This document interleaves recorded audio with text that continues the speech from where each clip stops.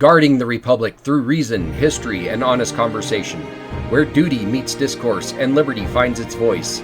Together we stand watch as citizens, freelanders, and centenniers, the defenders and guardians of liberty, freedom, and the Republic itself. So grab your favorite adult beverage and join me at the Sentinel Republic.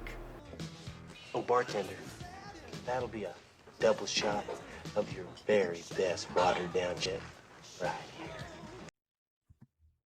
Hello, and welcome back to the Sentinel Republic, where we're rocking and rolling, partying hardy, and just having more fun than human beings should be allowed to have.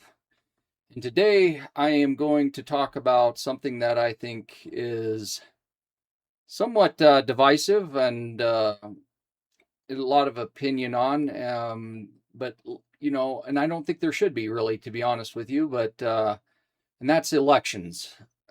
Now, of course, in democratic society that we have, and which I support, of course, and everything else, and I do talk about sortition in my book, and I do focus on that with our federal government, but I'm using that as a check and a balance, not so much as a uniformed form of government. Essentially, we still would be a democracy, of course, but we were never meant to be a democracy in our federal level anyway.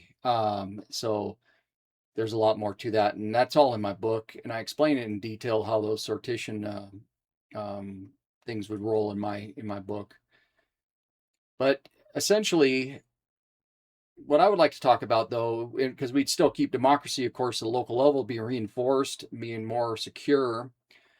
But our thing is the current election system that we have, and I agree with a lot of it. There's things that are needed and necessary and constitutionally that are there and they should stay.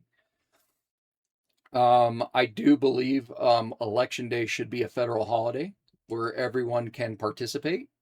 I do not agree with early voting. I don't agree with mail-in ballots. I don't agree with no ID. I think ID should be shown. I think it should be a civic duty to get yourself out there and vote. If you do not want to participate in elections, that is definitely your right. But civic duty is essential to well-maintained government. And I think we don't have that now. We have people out there screaming, protesting, yelling in the streets. Matter of fact, I agree with protest and freedom of assembly and all that, of course. But when you go out and sit in a street corner or in block a street, or you get out there and get in people's faces or go raid a church like what just happened in Minnesota, all those people should be in jail anyway. But that's not protesting. That is a organized, violent encounter. Peaceful, and it even says peacefully assemble. That is not peaceful to go raid in a church. I don't care who you are. You can sit here and say freedom of speech all you want. That is not right.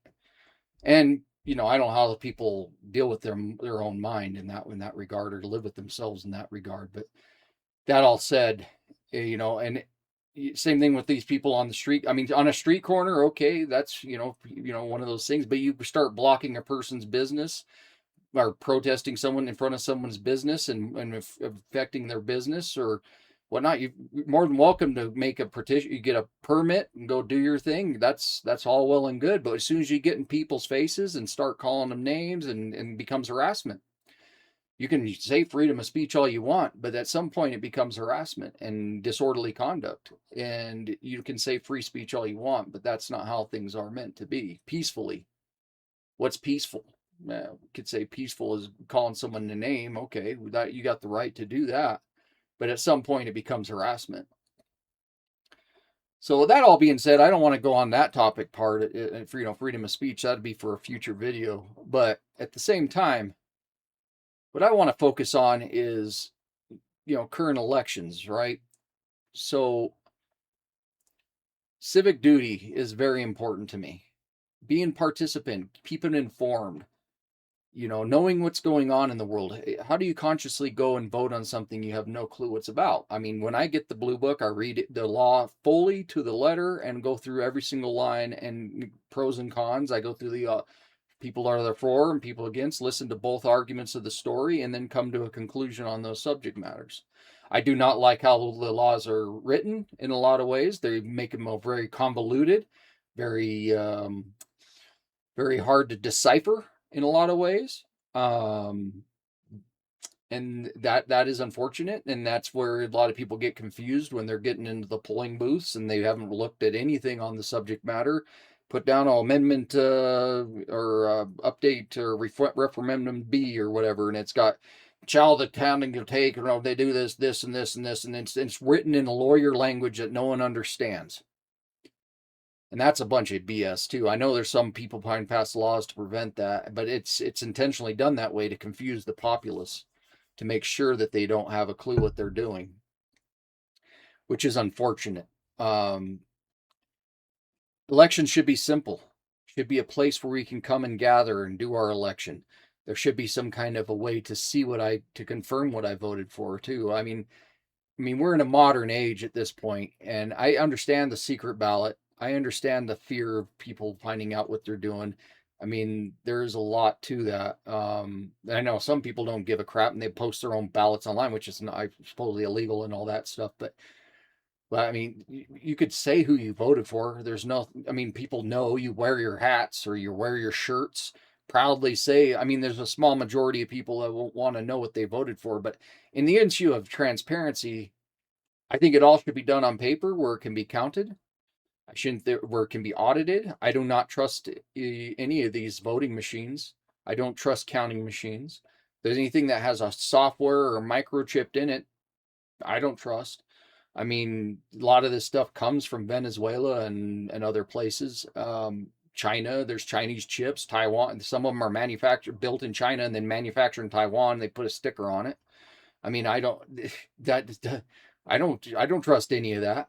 And the people that sit here and go, we don't need ID. We can.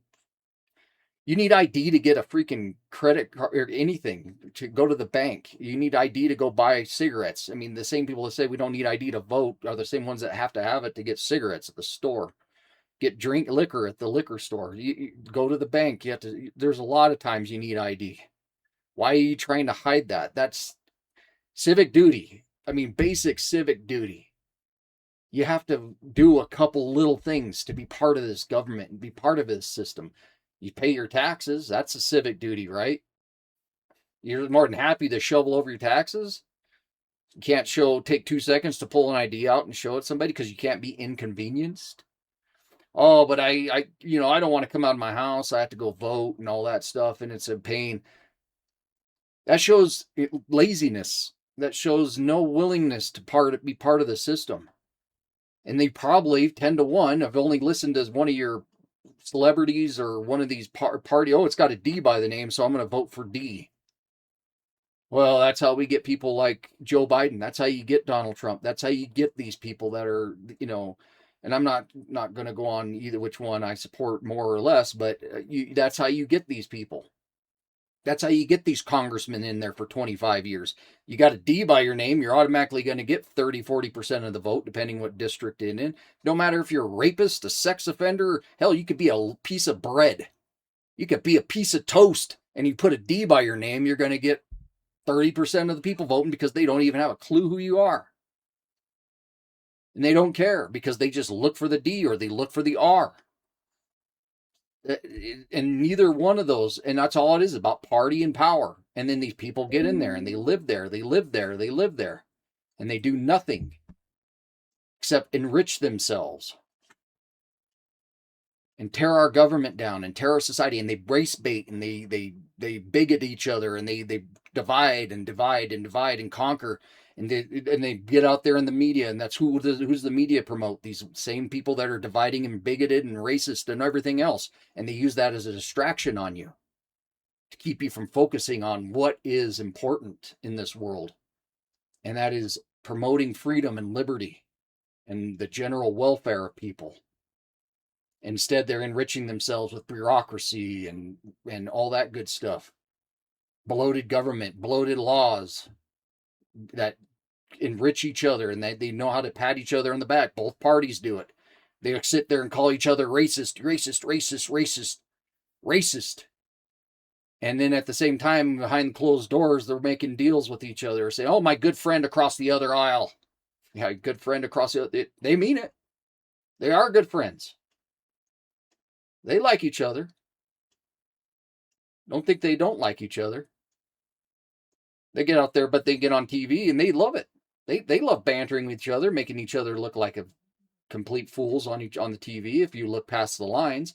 But it gets the one person that supports that guy all excited. Oh yeah, I agree with you. I agree with this guy.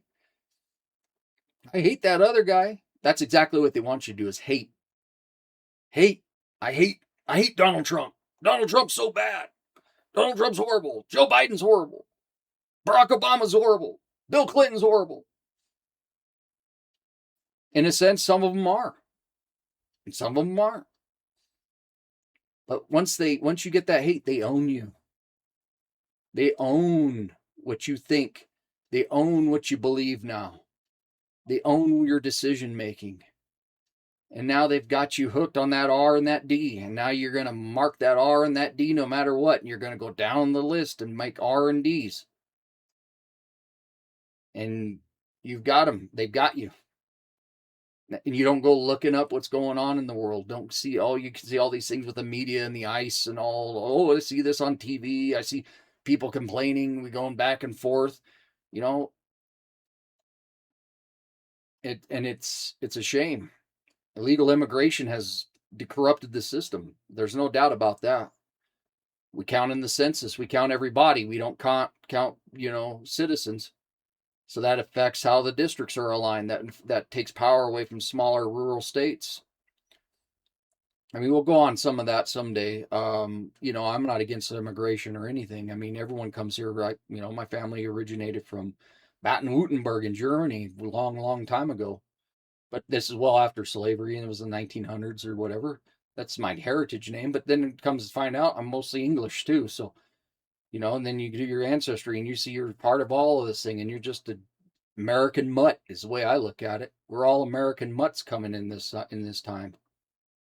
We all got blends going on now, and it's getting more and more. And people want to say racism is prevalent. We're the most racist society. I don't want to go on this tangent on the whole thing, but it's just this is what they use to brainwash you. My kid is mixed race now and everything else, and we're all mixed race at this point. All my friends, we grew up together, but the media wants to portray like we're systemically racist, but yet we're a blending society as it is. Now you see where you see real racism, and you watch on these, you see on these some of this stuff. It's in districts that are totally one-sided, that aren't blended. You see these Somali districts up in Minnesota. There's pure racism in that thing. But that's been uncontrolled immigration in that regard. We should you immigrate and you blend in the melting pot, and then we all melt together. You get friends. I mean, I grew up with just enough blend of friends that I didn't even know anything about this until I got older. Yeah, I've seen it in family, in some of my extended family, and I see it. I'm not going to say it doesn't exist, and there's no way it doesn't exist, because that's going to happen throughout the history of the world. You're going to have prime people that want to have a major impact. But at the same time, they use that, and the only reason I bring this up is because they use it against you to help group you into a group. They group all of us into these groups to R&Ds. And they're both guilty. Both guilty. Instead of just being united as America. We used to be united even more, even when there was racism. When there was lynchings, there was more united. Now, was things like that wrong? Of course it was wrong. But we've learned over time, and people don't use that kind of stuff as much as they do, and it's decreasing incredibly. But they pinpoint certain little incidents that happen. You can go through all the George Floyd and all these other cop shootings, and they point to all the cops. They're bad cops. I'm not going to sit here and say I'm ex-law enforcement. I know exactly. There are bad cops. I'm not going to sit here and justify everything cops. 90% of them are fine, though. You can't lump 90% into a few bad cops. Bad deputies. bad ICE officials. There are some. I'm not going to sit here and say there aren't bad people out there. There are. There are on both sides. They're all on all sides. They're all races have racism. Asians hate blacks. Blacks hate Asians. You go into this thing, but you start getting into a petty thing instead of focusing on why it's causing it, just focused on what it is. You have all this hate in people's hearts and all this hate for each other. And that's what they love and they play on it. Haters are going to hate. Pray for them. Pray for their salvation. Pray that they see the light of forgiveness. And I'm not going into a religious thing. That should be universal on all sides. We should pray for people that are hateful. I've been guilty of it. I'm not going to sit here and say I wasn't. I did fall for a lot of this stuff growing up. But over time, I've learned things. And I'd like to thank this guy right here, Jim Brewer. I don't know if you've ever seen him. I recommend anyone who ever gets on the Brewerverse. I mean, he's got some things that are, even I would say are a little over maybe, but he brings up the questions. His thing is he raises the questions and gets you to think about it. And that's what we should all be doing. We all should be thinking about it. Raise the questions. Ask the questions. Why is this person racist? Why has this person got so much hate? Sometimes it's systemic, sometimes it's not. Sometimes it's because he's been trained and programmed and mind controlled. And I'm not just using him or her, I'm just using that as an example, but at the same time, people get these ideas that everyone is racist and out to get you, but maybe it's yourself. The haters are going to hate you no matter what you do. I worried about that all the time. I was always worried about what everyone would think about me. Is everyone going to hate me if I say this? Are people going to like me if people are going to if I do this? If I do whatever I did and it justified everything I did, made me scared to even say a word to anybody. It made me scared to live out my dreams. It made me scared to be social. And I'm trying, and I am antisocial. I'm not a good, I'm trying to get better because I feel I have some great ideas to help direction of our country, to help bring us together, to help unite us again, under one roof. Our nation, I should say, not really roof, but you get what I'm saying. I'd like more of our provinces in Canada to join us. I'd like more areas to become more united but I mean, United States has its own problems with years of corruption and erosion on our republic, and that's what the Sentinel Republic is supposed to do: restore our balances, restore our checks, restore government back to where it belongs, to the people, not to rich politicians and bureaucrats. And I do hope anyone takes a chance to read my book. I do want to debate some things with people. I do plan to do a second edition and update to it because there are even a couple things that I don't think I went far enough on. And I'll talk about those sometime, but maybe in a future video or maybe sometime. I know, I mean, I do think there needs to be division. It causes breakdown, and that's where we're at in this country. We've been divided for years. I mean, I'm not going to say we've always got along. We had a civil war. I mean, you go back, is Trump bad? Trump bad? Yeah, I mean, we could go back to a lot of the presidents. There's a lot of people that hated all these presidents along the way. Each one has its own meaning and thing. I mean, we can't sit here and keep saying that this is unique to our time. Yeah, we're in some precarious times. I do agree with that. I do believe a lot of I mean, I disagree with quite a few things Trump's done. I'm not going to sit here and justify what he's doing right now, in some regards. But some things I do agree with, and I do think he's done a good job with a lot of things. We have to get our fuel prices down. We have to help restore our balance. We don't need a new world order, not of socialism. I say we can have a new world order of, freedom. That we are the model.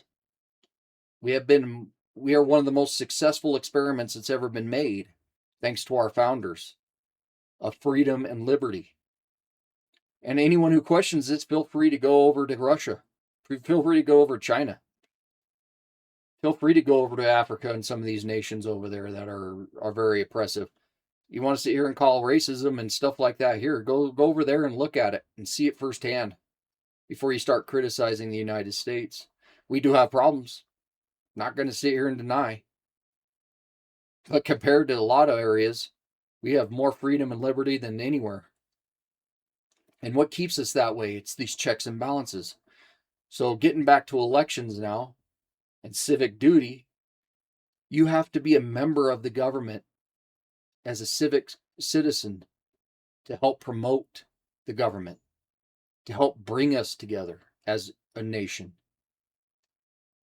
People that have morals, people that have beliefs, but actively want to make our country better.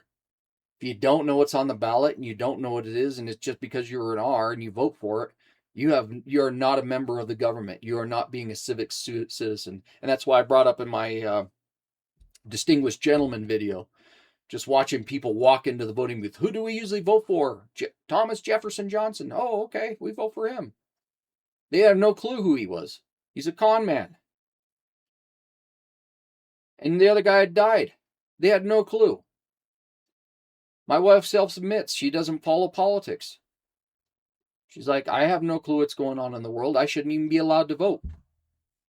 I don't believe in the not allowed part. I think everyone should exercise their franchise. But at the same time, she admits, I don't want to vote because I don't feel comfortable with what I know about what's going on. Not just because I'm an R, and I admire that.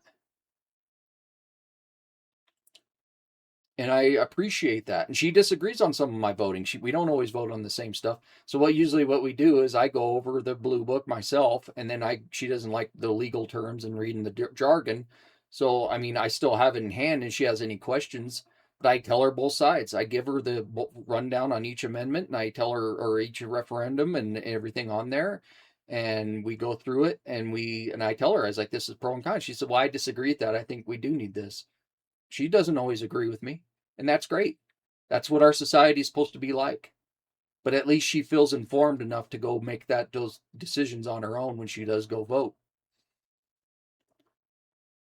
That's how it should be.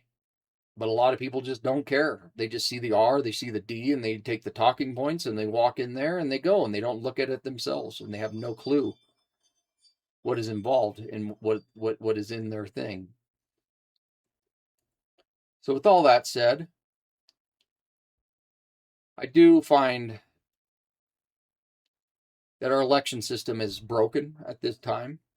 I do believe it should be each state's responsibility to run the elections as they see fit. That is how it's constitutionally set up. And that's because they focus on how the state elections and municipal elections are. I think the federal government that's another reason why I support removing the 17th Amendment and doing the sortition. I don't think there should be elections at that level. I do believe the presidency should be elected, but through the Electoral College, just like it is, because that's a representative breakdown of our nation. To keep from one party, just our large cities taking over and ruling our rural areas. It does maintain the balance per states and per thing. That's the way it was intended. We are not a democratic nation, or a constitutional representative republic, which is a lot different than a democracy. But we do have democracy at our local levels. The local levels is maintained. The state level is maintained democracy. And that's how the states, we are the United States. We are not a nation of Americans, if you want to call it that. We are Americans, but we're not a nation. We're not America. We're the United States of America. And that's where a lot of people get this convoluted breakdown that we're a democracy. I cannot stand, and both sides do it. You can say, our democracy, our democracy, our democracy. We're not a democracy, fool. And you're leading us. You're in the government. Say our republic is at stake. That's what it is. Democracy is making our republic at stake, if you want to go there, because our republic is founded. We're not a republic at a state level, but we're a republic at a national level. But we still use our representative sections in our states as well. So they could say our democratic principle, or foundation is at stake. Yeah, I can agree with that. But trying to limit elections just by asking for ID is not a removal of democracy. It actually enforces it. It reinforces it, I should say, and helps restore faith in our system. Because right now, I don't trust our elections. I have no faith in it whatsoever. I don't. On both sides. I don't know who's voting for what. I have no clue. I don't trust a mail-in ballot. I don't trust the Postal Service handling my mail. I get mixed up mail every day. And I get stuff lost in the mail all the time. And you're supposed to count on your vote getting cast and not getting intercepted. And then what do? They don't check your ID. You can scribble on there. Okay, yeah, they got matching all whatever. And people talk about privacy and everything. They're going to have your signature there that you have from the DMV, right? And this goes on to another thing I'll talk about. One time, this is gonna be a funny tidbit for you guys, and I don't know if this is universal how they do it, but whatnot. When my daughter, she turned 18, she had to go get her new ID at the DMV. We go down to the old DMV up and to get the ID, and they asked her specifically, "Do you want to register to vote?" And we weren't there for that, and we didn't want to deal with it at that time, so my daughter declined. Specifically, I was standing right there when she said, "I don't want to register right now. I don't want to, we'll do it at another time. We'll register at a future date." But at the time she was in a treatment thing, so she ended up we used our mailing address, and that's where her ID was, taken care of and everything else, and I ended up getting it to her. And she ends up right around primary time. All of a sudden, we get a ballot in the mail for her name at our address. Not just one ballot, four ballots were in this envelope. One Democrat, one Republican, one in Spanish of each one. So 4 ballots. Why are they sending 2 ballots, one in Spanish, one in English? Now, could she have filled out any of these? Maybe. I didn't even know she was registered because we declined the registration at the DMV. Yet she got it anyway. How many of these ballots are being sent to illegal immigrants? How many ballots are being sent to people that are non-citizens? How many ballots are being sent to underage kids? I don't know. She just turned 18, so I guess that would probably be registered. But even then, 4 ballots, one of each one. See, it did say specifically you vote on only use one ballot. But who's to say, what am I going to do with that ballot? How's that other, what if I accidentally put 2 in there? Am I going to get charged? Is it against the law? Can my daughter be arrested if she chooses to boo one Democrat, one Republican, and not specify which one? I mean, there is language to that effect in there. But why send 4 ballots when you didn't even register? And why are they in Spanish? I mean, I get there's a lot of Spanish speakers. I'm not bashing. She's Spanish too and everything, and Hispanic. But at the same time, I mean, she's got my name and everything, speaks English clearly at the DMV. What could be done on these ballots? What happens if she sends all 4 and you get a checker in there? So you're trusting a checker now to pull out these ballots. She's looking at the ID. Okay, it's signed. Yeah, I mean, you could forge a name. That's pretty easy. And then these 4 ballots get sent in. I didn't know. She's a young kid, skull full of mush. She has no instructions on how to do this really, except for what's in there. It's still not very clear.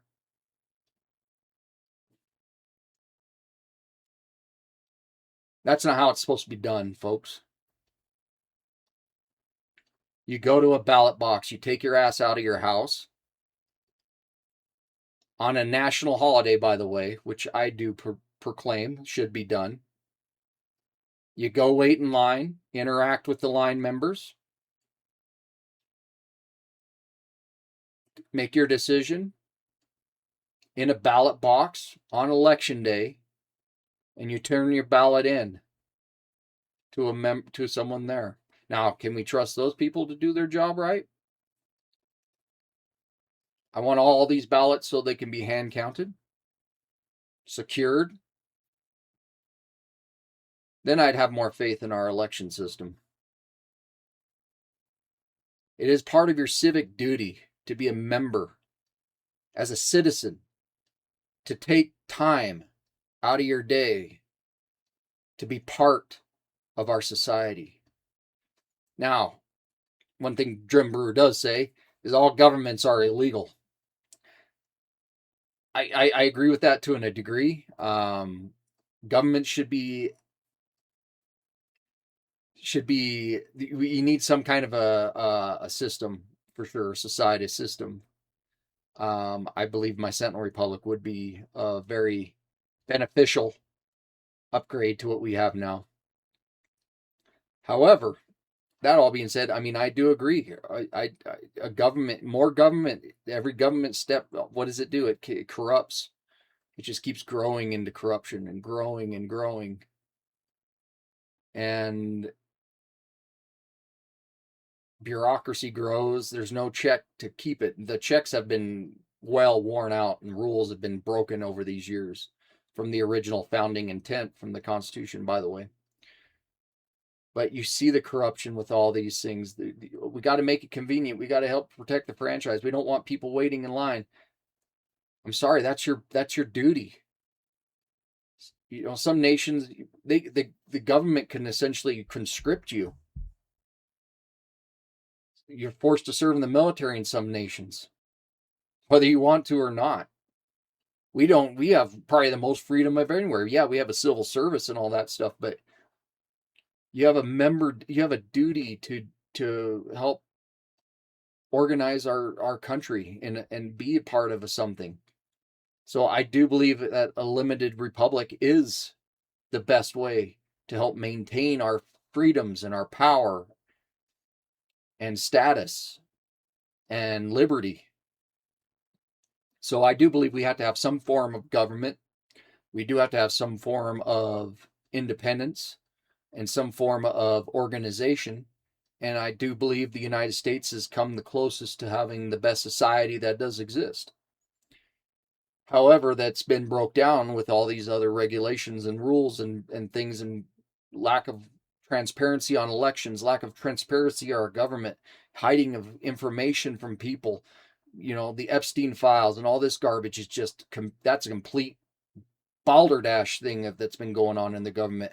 We need to know exactly what's in there. I don't care about rejections at this point. It's been covered up too much at this point to know that something's wrong with this system. There's a bunch of other stuff. I mean, that's just one thing. We can go into a lot of stuff later on. I don't care about methods and sources at this point. It's been covered up for a reason.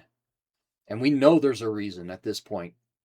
And but there's no way to block this at this point. We've got out of control with over regulation, over power. The government's become too powerful for its own good. We need some kind of a new check and balance, more accountability, more breakdown, and more direct. Instead of having one FBI director, we have three that can see everything that's going on. No classified blockage. Same thing with the CIA. Same thing with all of these NSA. They need more directors, not one person that can handle and keep everything under the wraps. Maybe one from each party if we want to go to that route or something, but they need some kind of a way to keep each other accountable. But I'm tired of all the leaking, the political games that these agencies are doing at the same time, and what the nation is doing at the same time. We need some kind of a way to restore order and balance with our citizens, with our government, with our local states.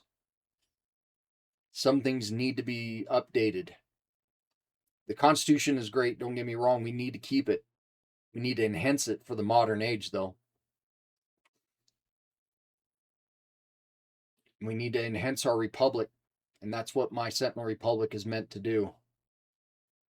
Bringing us together as Americans, but not just Americans in my book. Freelanders, Sentinels, the future. I'd like to see us become the Sentinels that we need to be to help protect our nation, to protect our freedom, to protect our society, to restore the culture, to restore our reaching for exceptionalism. We should be an exceptional society. American exceptionalism is not racist because I want everyone included. Japan, Australia, England, Ireland. I want everyone to be included eventually. I would love to have our society be a role model as a free and a prosperous society. And taxing income, that also came out in 1913, by the way, along with the 17th Amendment and Amendment 16, is not a way to, that stifles production, that stifles growth, that stifles ambition. We need more ambition. Get rid of taxes. We need to limit them to one national sales tax, one national state tax, one national county tax, one national municipal tax. Have 4 branches, transparent and only that. You budget it in. If you need 911, instead of charging a fee on my phone bill, you budget it in. And that's part of your tax. We're going to have 0.1% on sales tax increase. Transparent, just like the stock ticker. It's down there in the corner. It's going to show exactly where it is. And you'll see exactly where it is at on a day-to-day basis. And you know how much you'll be paying. You go buy the car, you're going to pay the tax, but you're going to get all your income. You're going to get all your inheritance. You're going to keep your property tax. You won't have property tax because that's your own property. Government can't just tax what you own. There's no tax on capital gains because you can invest what you want. You pay the tax investing it. You'll own it, but it's your investment. And there's no coming back for you. You simplify it. You get rid of bloated lawyers and accountants. And then they can focus on building businesses. And then people want to invest. People want to build a business because you won't have all this red tape with garbage taxes and regulation. And what is everyone going to do? Want to work. There'll be ambition to work. Instead of living on a welfare society that's got SNAP benefits for people that don't want to work.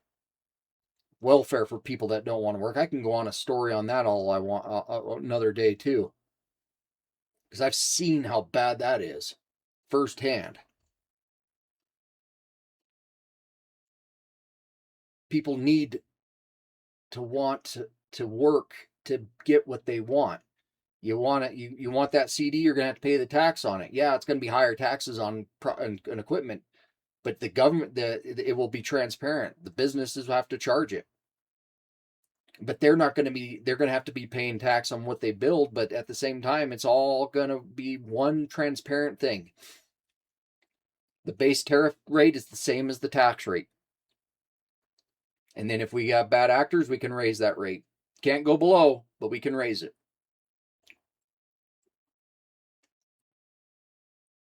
You want to be members? Then we can get rid of the tariff. We build the Sentinel Republic. We built it grand. We build it grand. We build it free. We build it as part of the people, not by bureaucrats and politicians.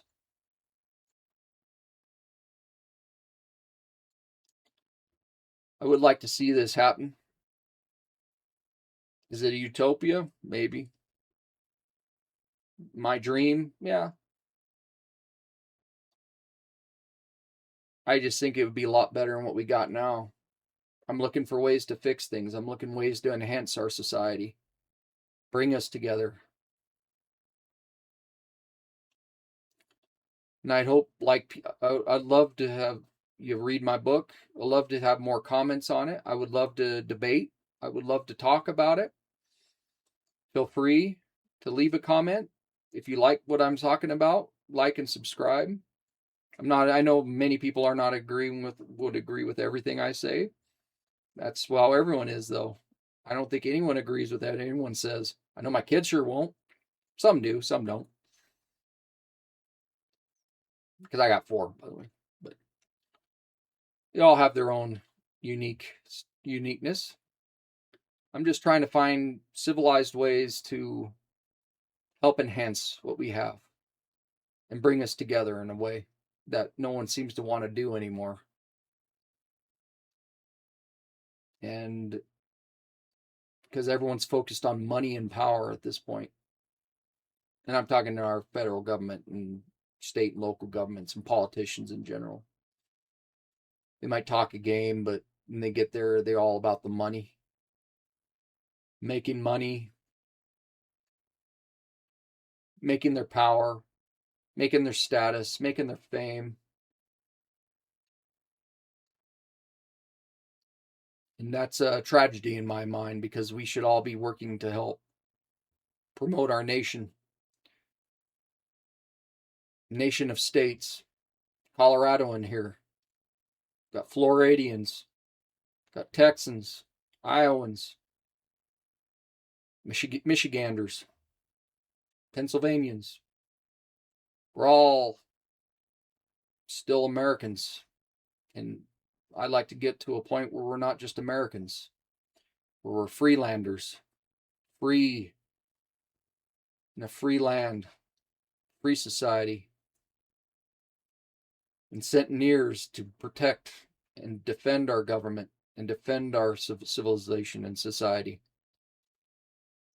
Checks and balances with the sortition with the people, random people, not politician people, random people off the street, well rewarded, well taken care of, making the decisions that we need to have in a simplified government, simplified bills, easy decisions. Should we do this or should we not? And then our best lawmakers are in the Senate, promoted by the state, not based on politics, but based on actual vision of our country and its greatness and exceptionalism. Each state's going to have different ones, of course. You're going to have liberals, you're going to have conservatives, and based on the states, and that's more power. But I'd rather have it be chosen by our state legislatures in a uniformed growth and confirmed by our governors,